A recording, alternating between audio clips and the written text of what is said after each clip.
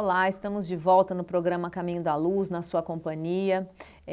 Você que está nos acompanhando já nos dois primeiros blocos, nós estamos falando a respeito de algumas orientações do André Luiz a respeito da nossa vida, como a nossa vida pode estar mais rica de significados, claro, pautadas na doutrina espírita, nos fundamentos da doutrina espírita.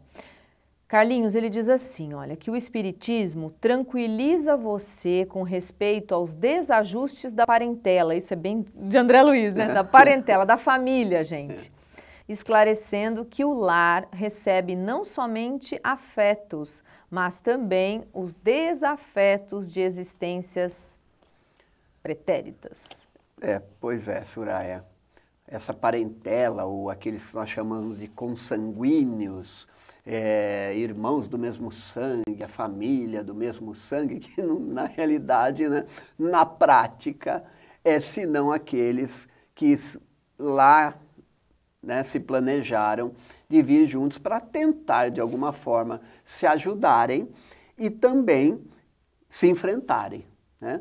Então, dentro do nosso lar, como todos nós, você que está aí, não acho que dentro do meu lar, dentro da minha família, as condições são diferentes. Como ele sabe que a nossa força, o nosso entendimento ainda é relativo, na medida do possível que nós podemos aguentar, ele nos coloca nesse cadinho fervilhante. E que fervilhante. Que fervilhante que é a família, né? Onde cada um dentro dela é totalmente diferente, né? Eu fico pensando, eu tenho 3 filhas, cada uma com um jeitinho, cada uma com uma maneira de ser, cada uma com o seu jeito de pensar, as 3. Ou seja, para mim, unindo todas, dá a perfeição.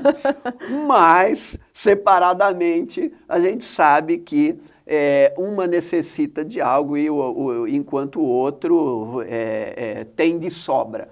Então, todos nós temos que compreender que isso aqui é uma escola, é uma experiência que nós estamos vivenciando, né? A grande família que Jesus nos fala, quem é meu pai, quem é meu irmão, ele está dizendo o quê para você, né? Que a nossa família real não é essa da parentela, ela é necessária nesse momento, segundo as nossas possibilidades de aprendizado, né? Então, repense sobre isso. E uma vez, quando eu estava fazendo uma palestra, o tema da palestra era essa: nós conseguimos amar os nossos inimigos?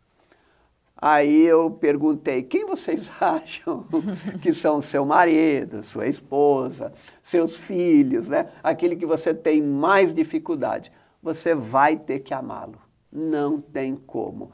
Ele é inimigo apenas no seu modo momentâneo e ignorante de ver.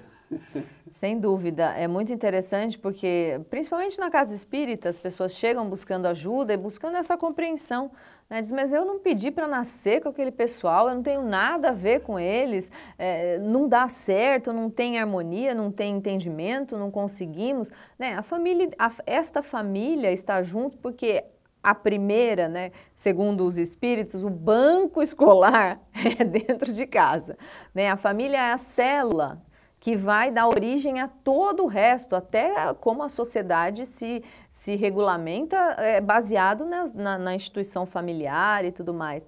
Então, dentro da nossa família, gente, é sempre o lugar onde você tem que aprender mais, porque ali, se nós temos gêmeos, os gêmeos são espíritos, cada um com a sua individualidade, embora criados no mesmo ambiente, né? Mas sabe aquele experimento científico que você coloca lá dentro do ambiente protegido, com todas as variantes controladas, porém, cada um é único nas suas escolhas, no modo de pensar, no modo de ver a vida, no modo de agir. Cada um é único porque cada um fez a sua caminhada ao longo aí das suas existências, às vezes juntos, às vezes separados, às vezes em condições, uns em determinada condição, outro não, e isso, gente, sempre vem à tona, né? Essa nossa essência vem sempre à tona, não tem como. Então, quando você tem lá, como a gente brinca, né? Sempre é a sogra, sempre é o cunhado, sempre é a cunhada, sempre é alguém que veio de fora, né? Por que aquele irmão é mais paparicado? Sim. Por que aquela irmã é mais paparicada? Ou por que ele é daquele jeito, né?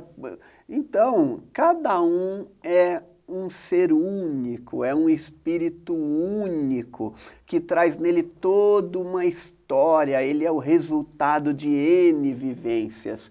E automaticamente, quando se juntam novamente para tentar tirar as aparas, né, que ficaram, vai gerar conflitos. Mas o importante é que conflito é confronto. E assim como tudo, para crescer tem que ter confronto, tem que ter repensar sobre tudo, né, Soraya? Sem dúvida, é uma grande chance de pautarmos a nossa vida e às vezes quebrar essas algemas de indisposição, de aversão, que às vezes a gente tem, né? Dentro da nossa família, até a pessoa, ela causa tamanha antipatia que essa vibração é difícil. Então, o objetivo é aprender a amar. Então, aprender, nos educar pautados no amor. Carlinhos, o André Luiz diz também que o Espiritismo demonstra-lhe que o seu principal templo para o culto da presença divina é a consciência, gente. Não precisa de grandes recursos, não precisa de grandes ostentações, nada disso. Precisa da consciência. Eu fico imaginando, né? É libertador isso, né? Não, é libertador porque nós, em N encarnações, viemos transitando de um monte de ideias, né? De conceitos. Eu era católico até os meus 30 anos de idade, apesar de não seguir. Foi ontem, viu, gente? Foi ontem. Foi ontem, há uns dias atrás. Então, eu me imaginava como é que seria, né, chegar lá no céu, ou à beira né, aquele portal onde à direita ou à esquerda. À direita ou à esquerda. E aí haveria aquele tribunal para me julgar. Olha, pelos seus atos, pelas suas atitudes, você então vai queimar no fogo eterno, ou então você vai ouvir aquelas arpinhas chatas para sempre.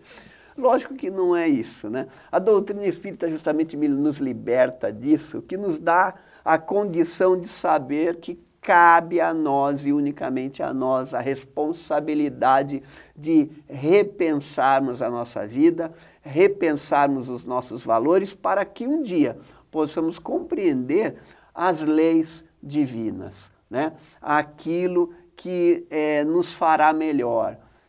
Não adianta, gente. Nós vamos ter que trabalhar, nós vamos ter que viver em sociedade, nós vamos ter que reproduzir, nós vamos ter que destruir, nós vamos ter que manter, conservar, nós vamos ter que amar, ter caridade, perdoar.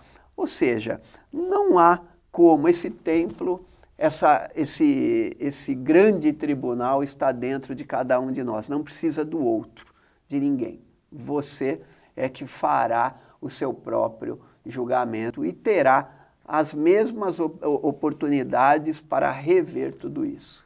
É interessante pensar que no Livro dos Espíritos eles dizem assim, que a lei, onde está, né, a pergunta do Kardec, onde estão gravadas as leis de Deus? A resposta vem dizendo, olha, está gravada na consciência dos homens. Então, quando nós falamos de consciência, não tem aquela história de que quando a gente está com a consciência tranquila, a gente dorme bem, né? Agora, vai dormir com um barulho assim na cabeça, uma dúvida, um problema. O travesseiro é o pior conselheiro, porque aí você não prega o olho de jeito nenhum. Então, o templo divino está dentro de nós mesmos. É claro que existem os templos, o templo externo, que também não precisa de grandes recursos, não, gente. De grandes rituais ou de grandes monumentos, né? Se a gente vai na história da humanidade, você vai na Europa, por exemplo, são monumentos enormes aos deuses, a princípio, né? Depois, com o cristianismo, também igrejas, catedrais, basílicas gigantescas. A humanidade precisou disso por um tempo. Não é o culto de fora para dentro. O culto real, ele é de dentro para fora, né?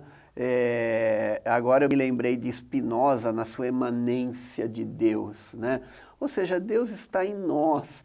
Não há Deus fora de nós, né?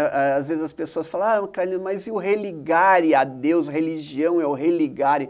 Ninguém se religa ao que nunca saiu de você. Essa é a realidade. Por isso que não há a religião, como se diz, quando você já é dele, você está com ele. A gente apenas, em determinado momento, se abre para ele, né? Se revela a ele e ele se revela a todos nós, né? A gente contacta novamente a nossa essência, né, Carlinhos? Porque a gente que normalmente... nunca saiu de lá. A gente sempre, pelas questões da vida cotidiana, da vida da matéria, a gente normalmente pensa que a gente é o que nós estamos vivendo hoje, né? E a nossa essência imortal é muito maior do que tudo isso, né? Então, o nosso templo está dentro de nós. Quando a gente tem vontade de se ligar a Deus, podemos fazer em qualquer momento, em qualquer lugar, em qualquer situação, porque Ele está sempre dentro de nós, certamente. Então, este culto externo foi útil por um tempo. Existem pessoas que ainda o consideram útil e nós respeitamos. Cada espírito encarnado neste planeta, nesta época, tem as suas necessidades e as suas ainda, os seus anseios. E outros já conseguiram se desvencilhar dessas regras, né? Essas coisas que fazem a gente olhar para Deus. Mas cada um de nós sabe que o nosso templo é a nossa própria consciência. Nós voltamos daqui a pouquinho para continuar aqui o nosso programa A Caminho da Luz.